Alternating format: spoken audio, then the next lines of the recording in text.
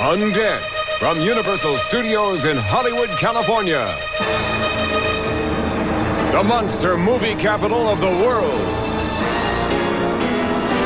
It's the Horror Hall of Fame 3, an all-star tribute to terror, starring Robert Englund.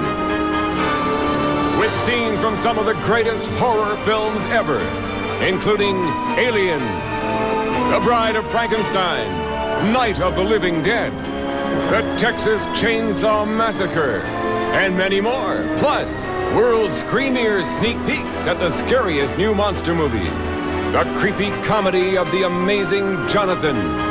The monstrous music of Bobby Boris Pickett. And me, I'm Shadow Stevens.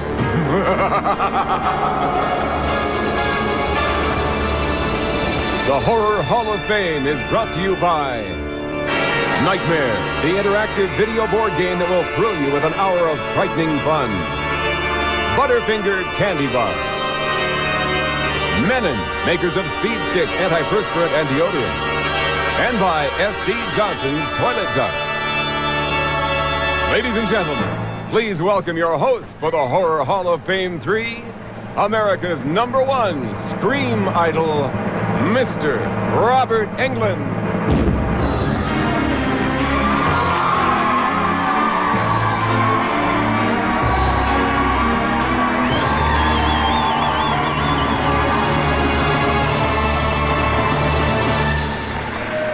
Thank you very much. And welcome to the Horror Hall of Fame 3, the only show that honors monsters, maniacs, and madmen. And having been all three of those myself, I can tell you, it's quite an honor to be back with you tonight to share a look at the great horror masters and masterpieces now a part of the Horror Hall of Fame. You know, before the classifieds, before computer dating, before Love Connection, finding a mate wasn't easy. Even for a movie star who was tall, dark, and, well, tall and dark. But in 1935, horror's leading man finally met his match in a film that is considered by many to be the pinnacle achievement of the golden age of horror. Tonight, we're pleased to announce the newest inductee into the Horror Hall of Fame, The Bride of Frankenstein.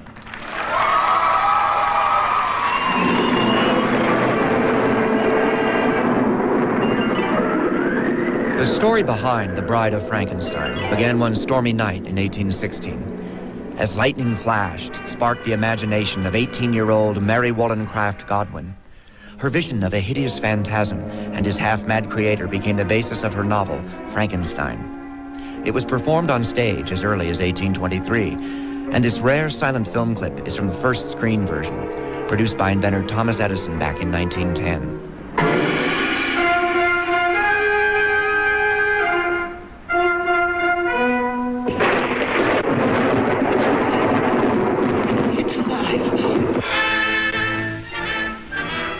When Dracula became a hit for Universal Pictures in 1931, studio head Carl Laemmle and producer Carl Laemmle Jr. decided to follow it up with Frankenstein. They assigned their ace director James Whale to the project and wanted Bela Lugosi as the monster. But Whale insisted on using another actor he'd seen in the studio commissary, Boris Karloff. Legendary makeup artist Jack Pierce created what may be the most frightening face in movie history.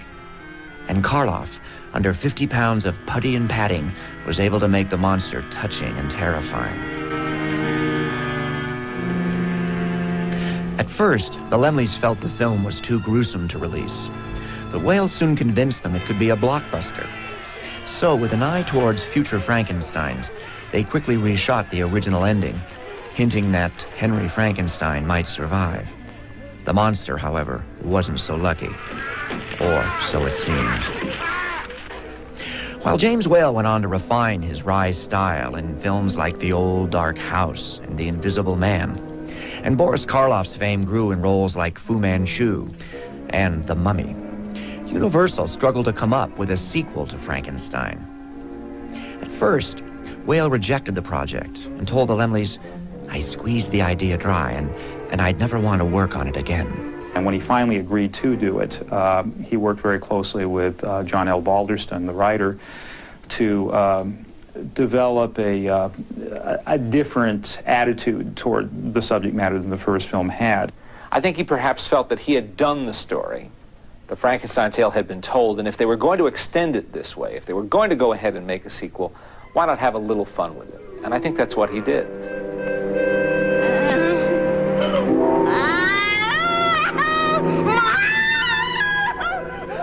Of all the great Golden Age horror films, The Bride of Frankenstein is certainly the most fun. In a witty prologue, author Mary Godwin continues her story where the first film left off. The monster actually survived the fire, and Henry Frankenstein makes his own miraculous recovery. Whoa, look! Milady! He's alive! Soon the young Baron and his fiancée receive a mysterious visitor. Henry, who is this man? Dr. Pretorius. What do you want? Alone you have created a man. Now together we will create his mate. You mean... Yes, a woman. That should be really interesting. But when Frankenstein balks, Pretorius unveils his hidden persuader. Nothing can make me go on with it. Now. Pretorius has the creature kidnap Elizabeth, and Frankenstein is forced to perform his ultimate experiment. The Bride of Frankenstein. Like Frankenstein himself, Whale had managed to piece together a brilliant creation, unforgettably brought to life by an unusual assortment of real-life characters. Elsa Lanchester is one of the most eccentric actresses who ever set foot on screen. And her casting, I think, can only be described as inspired. No. I can work better alone. I don't know what to make of Colin Clive. He is such an odd actor. Perhaps it's that oddness that makes Dr. Frankenstein so endearing and so memorable. I guess James Whale just liked to collect eccentric actors. And he did it very well, and never better than when he put Ernest Thesiger on the screen. Even if you see a still photo of it, it makes you smile at the memory of his performance, which is so rich and funny. Monstrous makeups, fine photography and editing, and composer Franz Waxman's monumental musical score helped make The Bride of Frankenstein a hit with fans and critics alike. And the movie was rated one of 1935's 10 best by the New York Times. But towering above it all was Boris Karloff. Frankenstein. Yes, there have been developments since he came to me. That development, a voice for the monster, quickly became a source of conflict on the set. Boris Karloff felt that it was absolutely a mistake to have the monster talk in the second film. Karloff revered the monster's character and appreciated him in the context of the first film, and really, I don't think, understood fully what Whale was trying to do in the second one. Yes, I know. Made me from dead. I love dead. Hate living. I think Karloff was probably right in feeling that the monster shouldn't speak, because as soon as he speaks, he loses some of his mystery. On the other hand, who would trade for a minute those incredible scenes with the hermit? Blind to what the others fear, the hermit welcomes the creature and, for a few moments, allows him to find his humanity. Before you came, I was all alone. It is bad to be alone. Alone. Bad. Friend. Good. Friend. Good. It's rare in Hollywood that a sequel is as good as the original film. It's even rare when a sequel is better than the original film. But I think you could say with some assurance that The Bride of Frankenstein is possibly even better than Frankenstein. The Bride of Frankenstein is debatably the greatest film of its genre, certainly of its time. The film is frequently cited by people who don't even care for horror films in particular because it has so many varied layers and has so much appeal to people who are not necessarily looking for a shocker. It is everybody's favorite horror film.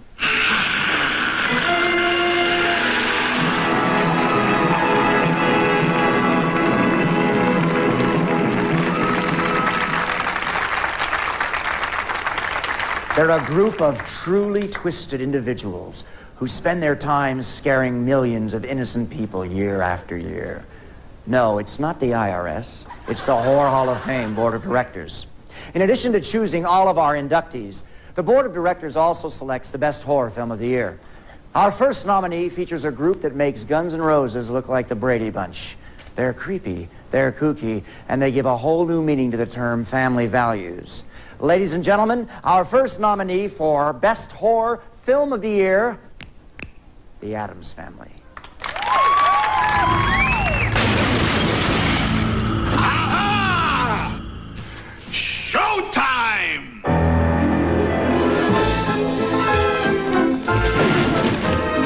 Unhappy, darling?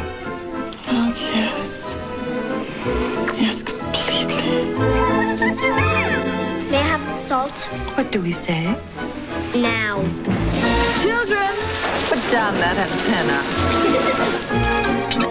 I'm blinded by such beauty. How can I compete?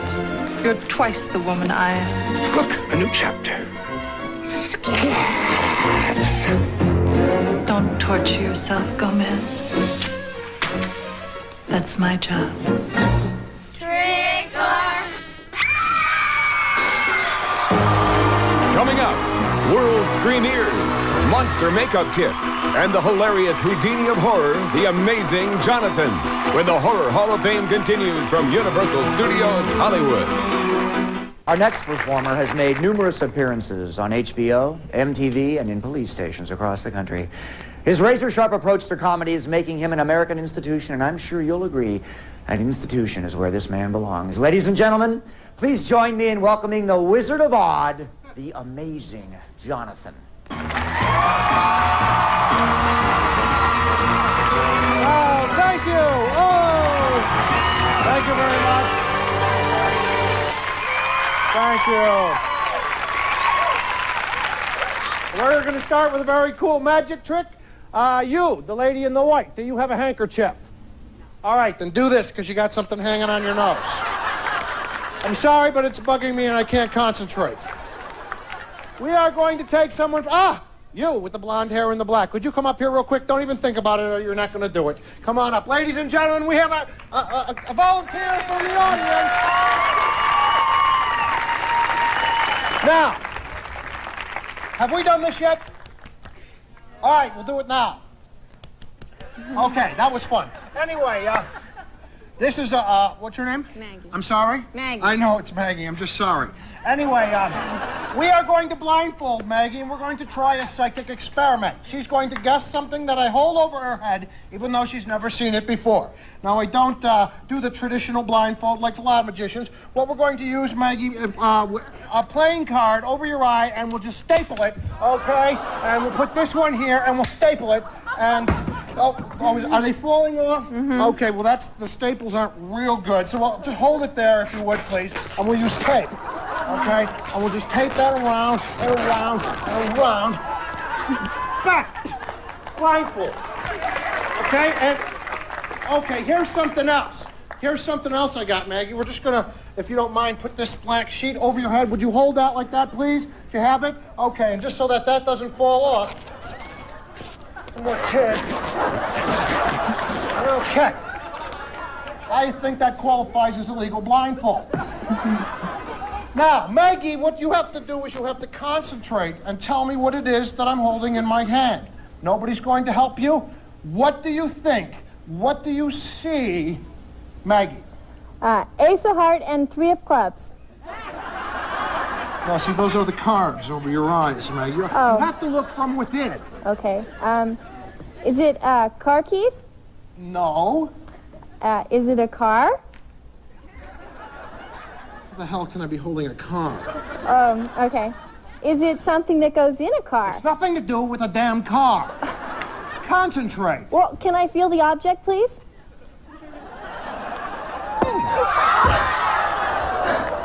Oh, God, it's a pair of scissors! Yes, she got it, ladies and gentlemen. It was a pair of scissors. She was incredible. How did she do that? Well, we'll do the trick with the knife. You, with the blue one, come here quickly, please. Don't think about it or you won't do it. Feel the blade of the knife. Is it real? Does it collapse anywhere? No. It's real. Would you examine my arm? Is there any rubber or latex there? Feel the arm. Not that I can Okay. see. Feel it again. No. Feel it! All right.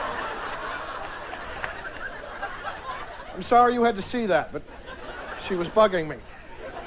So, the knife is real and the arm is real. So then if I was to take the knife and rub it like this into my arm and just keep going with it and going with it until you see that it's actually in my arm, ladies and gentlemen.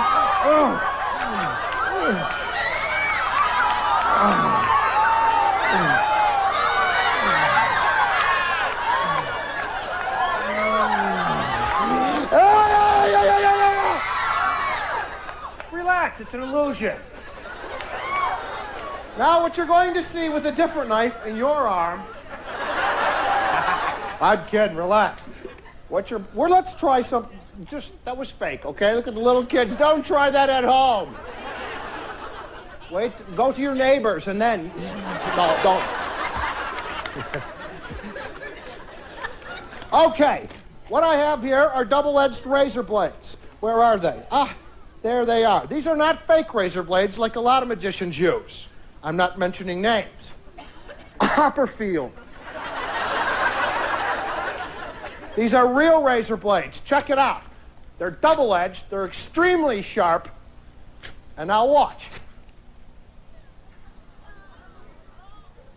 Damn right. I'm eating a razor blade for your entertainment pleasure.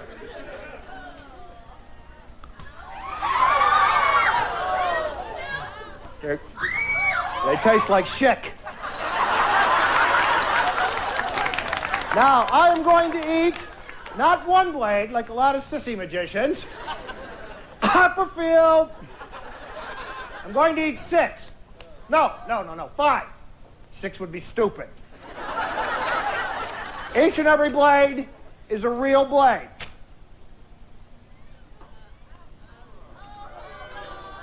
That was 2. Here's 3.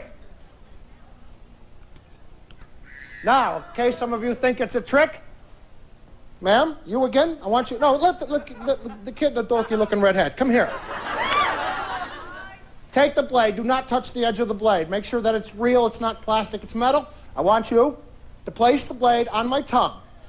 Flat. Look at me. Look at me. No. Yes. No.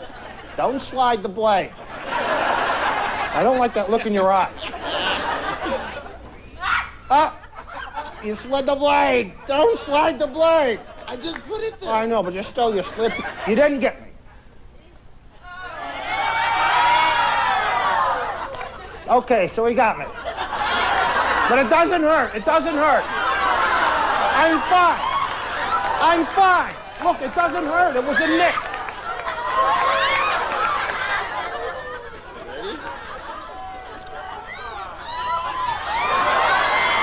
Okay.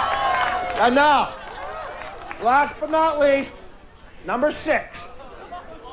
5, thank you. 5. A man can dream. Now, what I'm going to do is I'm going to eat a spool of thread. Not the whole spool, that would be stupid. I'm going to take 3.5 feet and chew it and swallow it. Ooh, shoot, thread cut.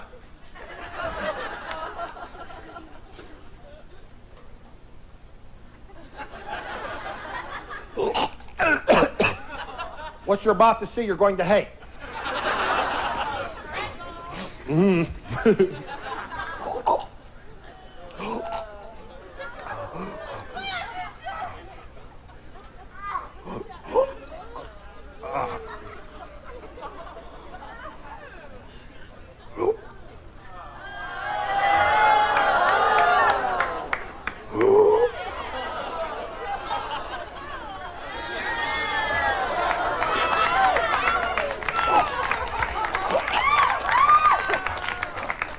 Just a neat little bar trick I learned to pick up the chicks.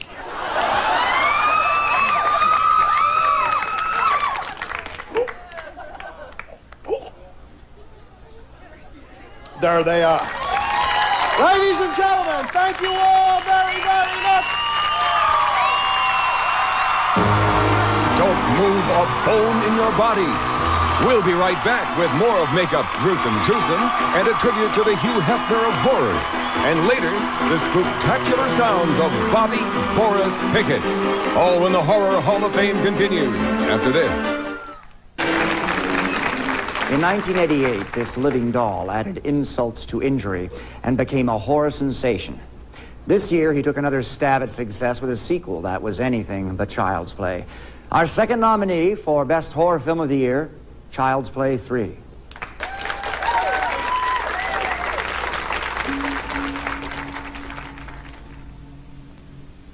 A haircut ain't regulation, soldier. When's the last time you had a trim, huh?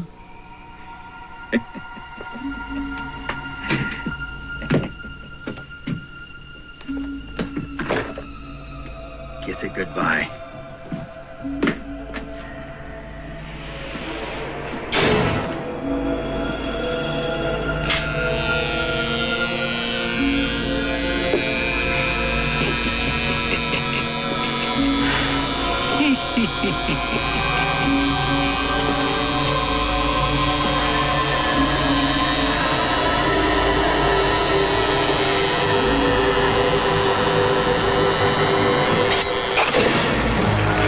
Coming up, the Horror Hall of Fame moves full stream ahead with lots more shocks and surprises.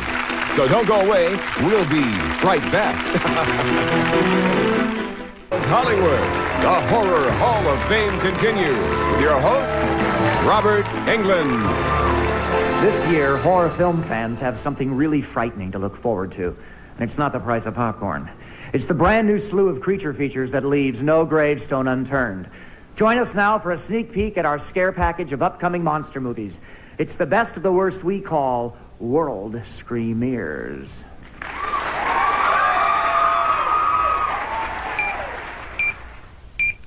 L.A. Law's Larry Drake stars as Dr. Giggles, a psychosurgeon who lives by the medical motto, malpractice makes perfect. His story will break your heart, and most of your other vital organs, too. Bone cutter.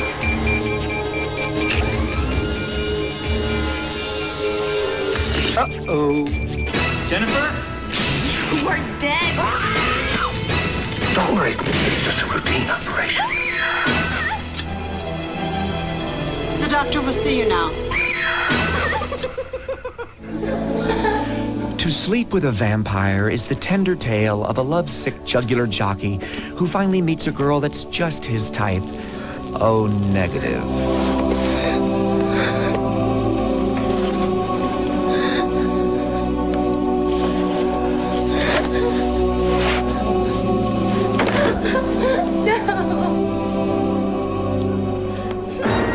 Beyond Darkness is truly frightening. Innocent victims are terrorized by blood-sucking demons from hell. Gee, finally an honest movie about Hollywood agents. But when the creatures get their cut, ooh, it really hurts. But they have him. We'll be together forever, Carol. Get the two of them out of this house! Honey, where did Martin go? Where T2 left off, Nemesis begins. It's a high-tech terror trip through a frightening future world where man and machine collide to create a diabolical tool of destruction. It only works if you load it. Thanks for the tip.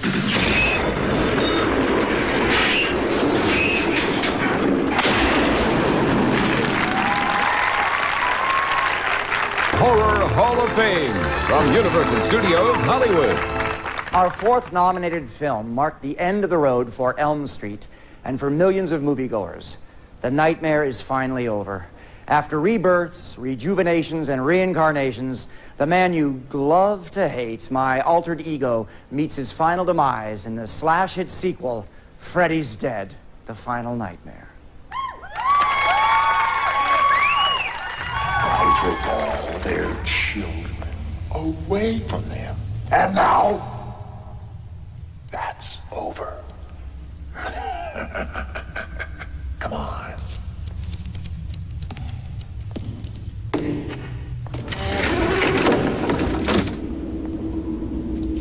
The shelter.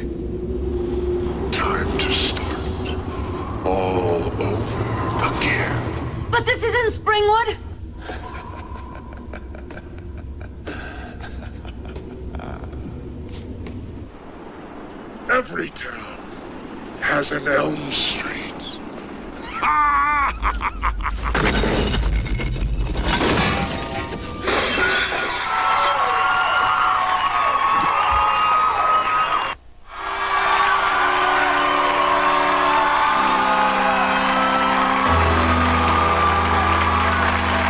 You'd think that after surviving 2 terrifying journeys in space, the mission would be over.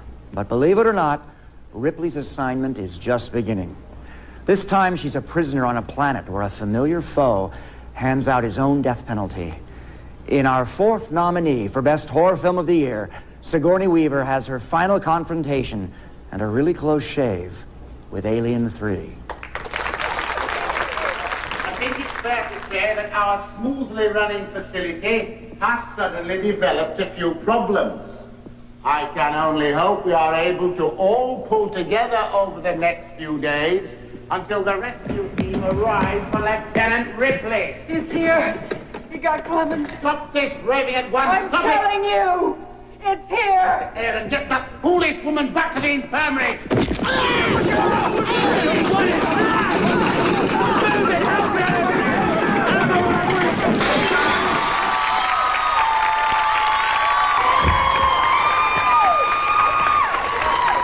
Our next performer is the musical Dr. Frankenstein, who introduced the song that went to #1 on the Halloween hit parade. That was 30 years ago. But just to prove you can't keep a good moan down, we've dug him up to sing for us tonight. And this should be a howl. Ladies and gentlemen, put your claws together for the cool ghoul himself, Bobby Porras Pickett and the Monster Mash.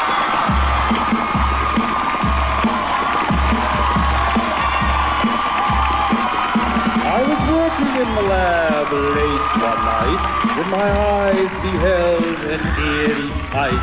For my monster from his slab began to rise, and suddenly, to my surprise, he did the monster mash. It was a graveyard smash. It caught on in a flash. He did the monster mash from my laboratory in the castle east to the master bedroom where the vampires feast. The ghouls all came from their humble abodes to get a jolt from my electrode. They did the monster mash. It was a graveyard smash. It caught on in a flash. They did the monster mash. The zombies were having fun. The party had just begun. The guests included Wolfman, Dracula, and his son. The scene was rocking, all were digging the sound. Egon on chains, backed by his baying hound. The coffin bangers were about to arrive with their vocal group, the Crypt Kicker 5. They played the monster mash. It was a graveyard smash. It caught on in a flash. They played the monster mash. Out from his coffin, Jack's voice did ring. Seems he was troubled by just one thing. Opened the lid and shook his fist and said, "Whatever happened to my Transylvania twist?" It's now the monster mash. And it's a graveyard smash. It's caught on in a flash. It's now the monster mash. Now everything's cool, Drax a part of the band, and my monster mash is the hit of the land. For you, the living, this mash was meant to. When you get to my door, tell them what it's in. Then you can monster mash. And you my graveyard smash. You'll catch on in a flash. Then you can monster mash. Smash! Ooh! Oh, you impetuous young boy. Smash! Ooh! Stay tuned for more of the Horror Hall of Fame from Universal Studios Hollywood.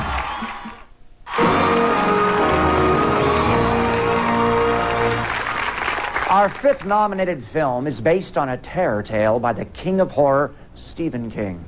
In it, an innocent young man becomes a computer-generated killer who learns the grass isn't always greener on the other side of reality. And he is the Lawnmower Man.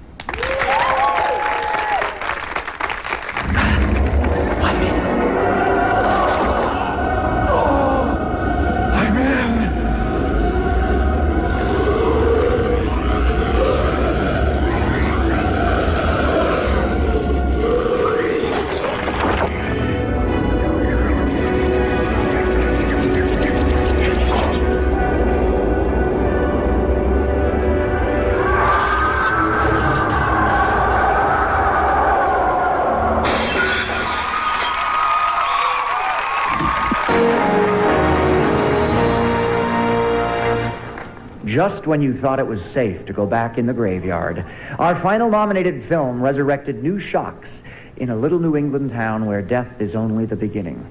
It's the sequel to horror vet Stephen King's sleeper hit, Pet Sematary. Pet Sematary 2.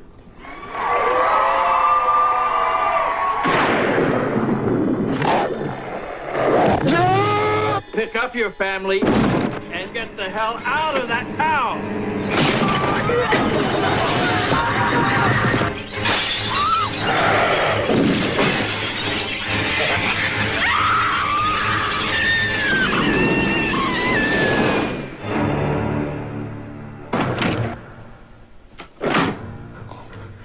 Jeff, honey.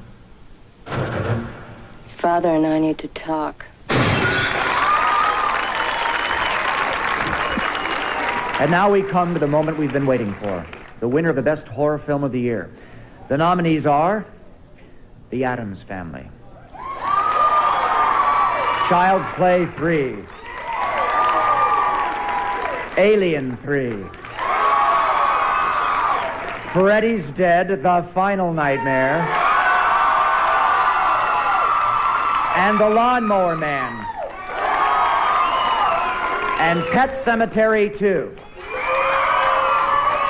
And the winner is The Addams Family. Accepting the award is the Addams Family Lurch, Mr. Carl Stricken.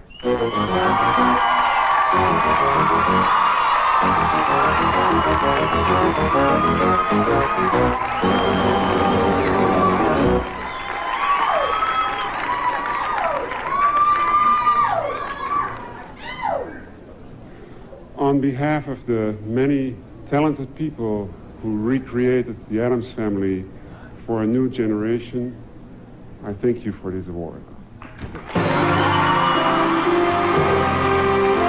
Stay tuned for more of the Horror Hall of Fame from Universal Studios Hollywood.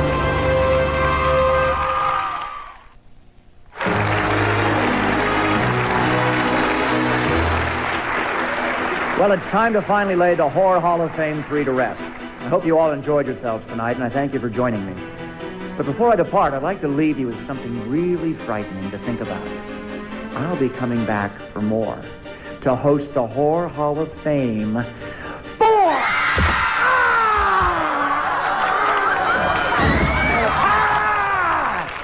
Good night, everybody! Thank you.